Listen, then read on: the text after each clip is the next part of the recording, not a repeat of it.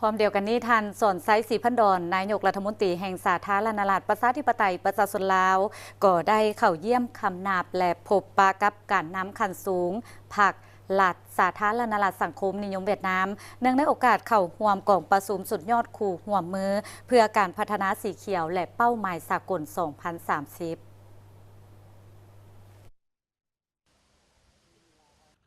ในระหว่างวันที่ 16-17 เมษายน 2025 ท่านสอนไซศรีพันดอนนายกรัฐมนตรีแห่งสาธารณรัฐประชาธิปไตยประชาชนลาว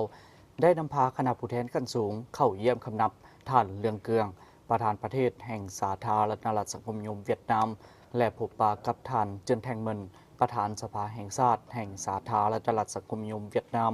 ในโอกาสเข้าร่วมกองประชุมจุดยอดคู่ร่วมมือเพื่อการพัฒนาสีเขียวและเป้าหมายสากล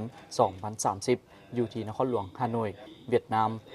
ในการสนทนานายกรัฐมนตรีสอนไซศรีพันดอนได้ตั้งหน้าพรรครัฐและประชาชนลาวเว้ารวมเว้าเฉพาะครอบครัวศรีพันดอนแสดงความรู้บุญคุณและแสดงความขอบใจอย่างหมดจิตหมดใจมายังพรรครัฐและประชาชนเวียดนามที่ได้ไว้อาลัยระดับชาติเป็นเวลา 2 วันแต่วันที่ 4-5 เมษายน 2025ต่อการจากไปอย่างบ่มีวันหวนกลับขึ้นมาของสหายพลเอกคำไต่ศรีพันดอนอดีตประธานคณะบริหารงานศูนย์กลางพรรคอดีตประธานประเทศแห่งสาธารณรัฐประชาธิปไตยประชาชนลาวพิเศษได้แต่งตั้งคณะผู้แทนขั้นสูงสุดเดินทางไปเข้าร่วมไว้อาลัยและเข้าร่วมพิธีชาปนกิจศพระดับชาติในวันที่ 7 เมษายน 2025โอกาสเดียวกันนี้ทานสอนไซศรีพันดอนยังได้พบปะสองฝ่ายกับทานฟ้ามหมิงจริง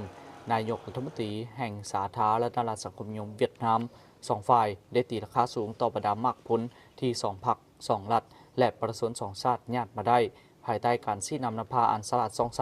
ของแต่ละพรรคโดยเฉพาะแม้นการจัดตั้งปฏิบัติผันขยายมติกองประชุมใหญ่ของแต่ละพรรคเพื่อเป็นพื้นฐานสำคัญและเป็นการประกอบส่วนให้แก่การก้าเกียมการจัดกองประชุมใหญ่ครั้งที่ 12 ของพรรคประชาชนปฏิวัติลาวและกองประชุมใหญ่ครั้งที่ 14 ของพรรคคอมมิวนิสต์เวียดนามที่จะมีขึ้นในต้นปี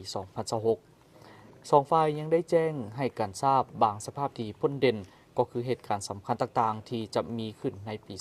2025 ซึ่งเป็นปีที่มีความหมายความสำคัญทางด้านประวัติศาสตร์ของ2 ประเทศบรรดากิจกรรมสำคัญต่างๆจะเป็นการโฆษณาและเผยแพร่มูลเสื้อความเป็นมาและควบหมายความสำคัญของสายพัวพันธุ์พิเศษที่มี1บ่มี2ในโลกสองฝ่ายได้มีความเป็นเอกภาพสูงและตีราคาว่าการพัวพันห่วมมือ2 ฝ่ายในระยะผ่านมา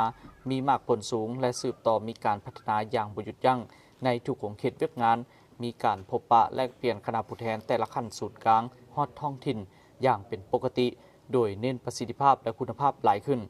พิเศษ2 ฝ่ายยังได้พร้อมกันปรึกษาหารือและตีราคาคืนการจัดตั้งปฏิบัติมากผลของข้อตกลง2 กรมการเมืองของ2 พรรคก็คือผลของกองประชุมครั้งที่ 47 ของคณะกรรมการร่วมมือลาวเวียดนามที่ได้จัดขึ้นต้นเดือนมกราคม